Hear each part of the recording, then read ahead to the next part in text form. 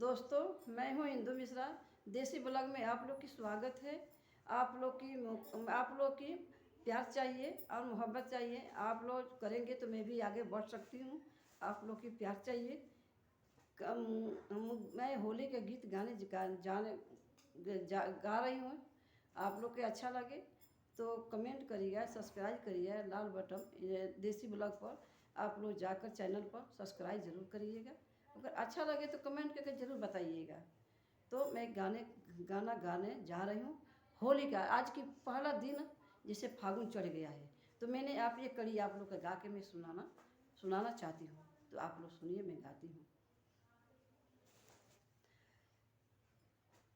ससुर ले आइले हो, ससुर ले आइले दिनमा सोचाई करेली लरिकाई।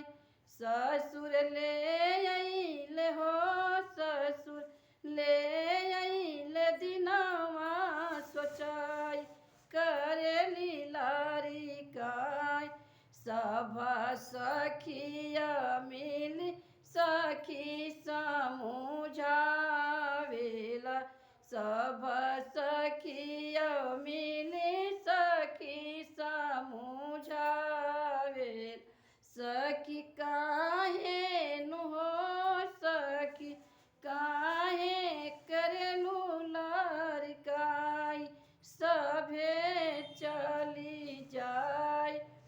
सखी काहे करलू लरिकाई, सभे चली जाय।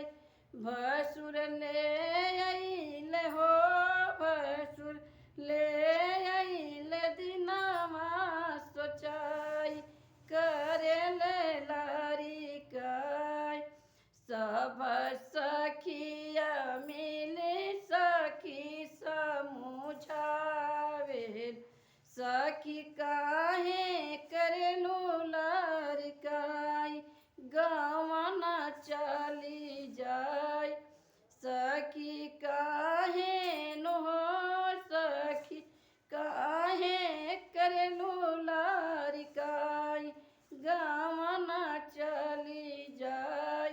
देवर ले आइले हो, देवर ले आइले दिनमा सोचाई करेले लरिकाई। सब सखिया मिली सखी समुझावेल, सखी काहे नु हो, सखी काहे करलू लरिकाई, सभे चली जाय। सखी काहे नु हो, सखी काहे करलू लरिकाई, सभे चली जाय। सैया ले आइले दिनमा सोचाई करेली लरिकाई, सैया